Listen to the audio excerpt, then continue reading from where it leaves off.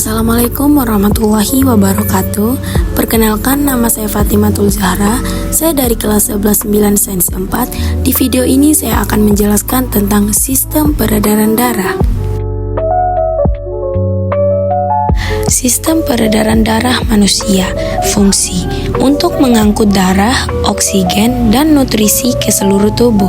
Bagian utama sistem peredaran darah manusia memiliki 3 bagian utama, yaitu jantung, pembuluh darah, dan darah. Yang pertama, jantung. Jantung berfungsi sebagai pompa untuk mengalirkan darah ke seluruh tubuh. Jantung memiliki 4 ruang, 2 serambi ruang atas dan 2 bilik ruang bawah. Berikut adalah proses darah mengalir melalui jantung. 1. Serambi kanan menyerap darah yang membawa karbon dioksida. 2. Darah masuk ke bilik kanan dan dibawa menuju paru-paru, tempat oksigen menggantikan karbon dioksida. 3. Darah yang membawa oksigen dari paru-paru memasuki serambi kiri. 4. Darah dipompa ke bilik kiri dan memulai perjalanannya lagi ke seluruh tubuh. Katup pada jantung. 1. Katup trikuspid. Katup trikuspid terletak di antara atrium atau serambi kanan dan ventrikel atau bilik kanan. Fungsinya adalah untuk memastikan darah mengalir dari serambi kanan ke bilik kanan dan mencegah darah mengalir kembali ke serambi kanan. 2. Katup pulmonal. Katup pulmonal berada di antara ventrikel kanan dan arteri pulmonalis. Katup ini mengontrol aliran darah dari ventrikel kanan ke pembuluh paru-paru. 3. Katup mitral. Katup mitral terletak di antara atrium kiri dan ventrikel kiri.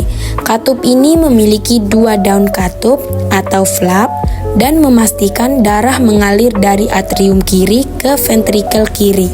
4. Katup aorta. Katup aorta berada di antara ventrikel kiri dan aorta. Katup ini berfungsi untuk mengatur aliran darah dari ventrikel kiri ke aorta, yang kemudian membawa darah ke seluruh tubuh. Yang kedua, darah. Darah ini adalah cairan khusus yang sebagian besar terdapat di dalam pembuluh darah.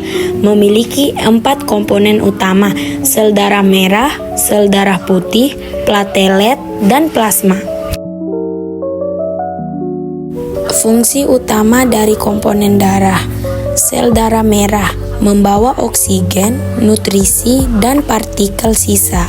Sel darah putih melawan penyakit dan melindungi tubuh dari infeksi. Platelet berkumpul di lokasi cedera dan membantu proses pembekuan.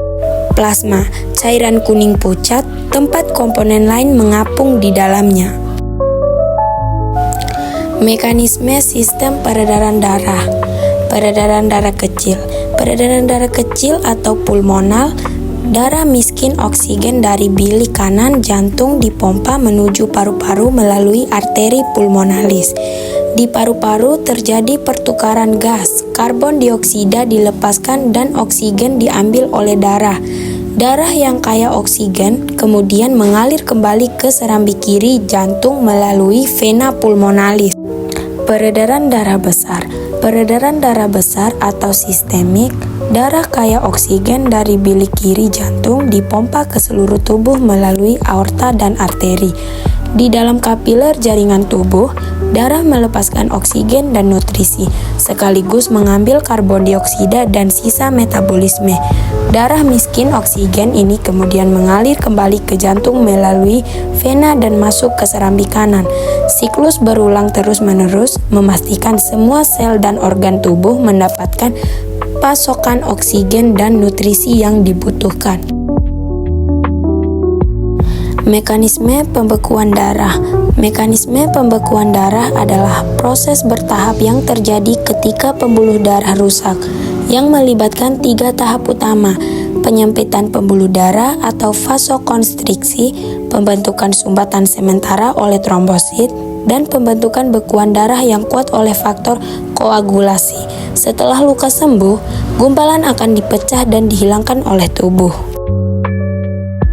Yang ketiga, pembuluh darah. Pembuluh darah ini adalah tabung atau saluran yang membawa darah ke seluruh tubuh kita. Ada 3 jenis pembuluh darah, vena, arteri, dan kapiler. Masing-masing berbeda dalam ukuran dan struktur.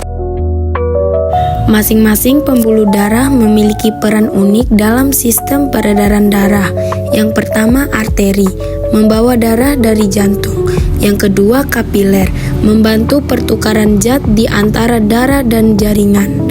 Yang ketiga, vena, membawa darah kembali ke jantung.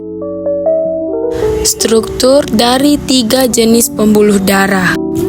1. Arteri. Arteri memiliki dinding paling tebal di antara ketiganya, memungkinkannya menahan tekanan tinggi yang dihasilkan oleh jantung. 2. Kapiler. Kapiler memiliki dinding paling tipis yang memungkinkan zat seperti oksigen dan gula untuk dapat melewati dindingnya, masuk atau keluar dari darah. 3. Vena. Vena tidak terlalu berotot dan elastis dibandingkan dengan arteri, sehingga darah dapat mengalir melaluinya dengan tekanan rendah. Memiliki katup khusus yang membantu darah mengalir satu arah. Penyakit pada sistem peredaran darah. Hipertensi. Tekanan darah yang lebih tinggi dari normal secara konsisten. Kondisi ini meningkatkan resiko penyakit jantung dan stroke. Penyakit jantung koroner. Penyempitan atau penyumbatan pada arteri yang memasok darah ke jantung seringkali disebabkan oleh aterosklerosis. Stroke. Gangguan aliran darah ke otak yang dapat disebabkan oleh penyumbatan atau stroke iskemik atau pecahnya pembuluh darah atau stroke hemoragik. Baik, sekian penjelasan dari saya. Wassalamualaikum warahmatullahi wabarakatuh.